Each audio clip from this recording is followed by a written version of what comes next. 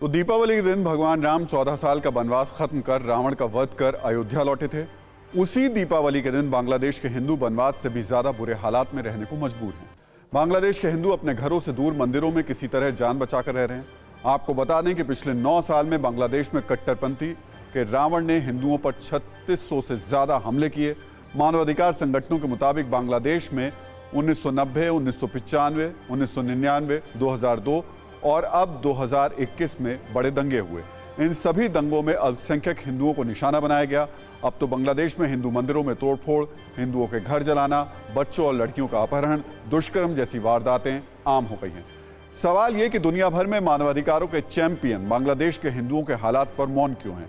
ये मौन तब और अखरता है जब हम देखते हैं कि भारत जैसे देश में छोटी सी वारदात होने पर मानवाधिकार के कथित चैंपियन सोशल मीडिया पर अभियान चलाना शुरू कर देते हैं। लेकिन आज बांग्लादेश के हिंदुओं के साथ हो रहे अन्याय पर इन सोशल सेलिब्रिटीज का मौन अखरता है। सवाल ये कि क्या पीड़ितों का गुनाह सिर्फ इतना है कि वो हिंदू हैं? हिंदू कम्युनिटी लोग घबराई में दिन गुजरा कर रहा है हमें, और बहुत मुसीबत में है उन लोग। मगर इसी हाल में भी माननीय प्रधानमंत्री शेख हसीना जी का सच्चाई में बहुत सारी आतंकवादी अरेस्ट हुआ है। इसके लिए सामने जो दीपावली उत्सव है, हम लोग बहुत धूमधाम में ही नहीं बनाएंगे।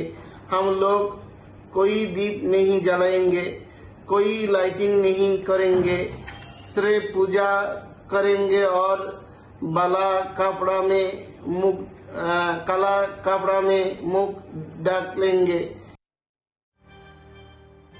तो दीपावली के दिन जब आप और हम दीप जलाकर अपने घर में उजाला कर रहे होंगे, जब हम अपने परिवार के साथ पूजा पाठ कर रहे होंगे, खुशियां मना रहे होंगे, तब बांग्लादेश के पीड़ित हिंदू किसी मंदिर के अंधेरे कोने में जिंदा रहने की प्रार्थना कर रहे होंगे। अपनी जान बचाने के लिए घर बार छोड़ने वाले कई हिंदुओं को मालूम ही नहीं कि उनके घर वाले हैं कहाँ, वो जिंदा भी हैं या नहीं। हम आपको परेशान नहीं करना चाहते, लेकिन आपको जानकर दुख होगा कि बांग्लादेश के इन हिंदुओं को अब पूरी जिंदगी बगैर छत के गुजारनी होगी, क्योंकि ढाका टाइम्स की रिपोर्ट्स के मुताबिक बांग्लादेश में हिंदुओं के खिलाफ हिंसा की मुख्य वजह संपत्ति हड़पने की साजिश है। बांग्लादेश में हिंदुओं के खिलाफ हिंसा का खास पैटर्न दिखता है। यहाँ कट्टरपंथी गरीब हिंदुओं का घर जला देते हैं। हिंसा से डरे हिंदू परिवार जान बचाने के लिए पलायन को मजबूर होते हैं। जब हिंदू पलायन कर जाते हैं तो उनकी जमीन पर कट्टरपंथी कब्जा कर लेते हैं। बांग्लादेश में अभी जो हिंसा हुई वो पिछले 4 दशक से हिंदुओं के खिलाफ चल रही बड़ी साजिश की एक कड़ी है। बांग्लादेश में हिंदुओं के खिलाफ हिंसा का एक सेट पैटर्न है। यहाँ दुर्गा पूजा के मौके पर हर बार इस तरीके की अफवाह उड़ाई जाती है कि हिंदुओं ने इस्लाम धर्म का अपमान किया, जिसके बाद दंगे शुरू हो जाते हैं और इन दंगों के बहाने हिंदुओं की संपत्ति पर कब्जा शुरू कर दिया जाता है और इस तरीके का माहौल देखने को मिलता है। Especially the places where the Muslim people populated area. So especially they feel insecure. The Hindus feel insecure because anytime there can be some agitation and there can be some attack. Bharat में रहने वाले हर समुदाय को धार्मिक आज़ादी है। उन्हें अपने धर्म के मुताबिक पूजा पाठ की इजाज़त है। इसीलिए शायद यहाँ रहने वाले लोगों को ये बात मुश्किल से समझ में आए कि बांग्लादेश जैसे देश में एक हिंदू सुरक्षित तरीके से पूजा भी नहीं कर सकते। सोचिए, जिस बांग्लादेश में कभी हिंदू आबादी 28% तक थी, वहाँ अब सिर्फ 6.5% ही बची है।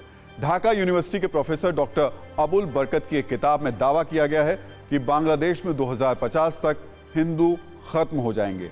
प्रोफेसर डॉक्टर अबू बरकत के मुताबिक बांग्लादेश के हर रोज 632 हिंदू पलायन करते हैं। अफगानिस्तान की तरह बांग्लादेश में भी हिंदुओं को निशाना बनाया जा रहा है। दशहरे पर हुई हिंसा में बांग्लादेश में 20 से ज्यादा हिंदुओं की हत्या हुई, 25 से ज्यादा हिंदू लापता हो गए। कई हिंदू महिलाओं के साथ में अलग अलग तरीके के अत्याचार की भी खबरें हैं। 15 से ज्यादा मंदिरों में तोड़फोड़ और आगजनी हुई। और तो और हिंसा पीड़ितों की आवाज उठाने वाले ट्विटर हैंडल को भी बैन कर दिया गया। इसलिए हम सवाल मानवाधिकार की कथित आवाज बनने वाले लोगों से पूछ रहे हैं कि वो क्यों मौन है। परवाह देश की, सोमवार से शुक्रवार रात 10 बजे TV9 भारतवर्ष पर।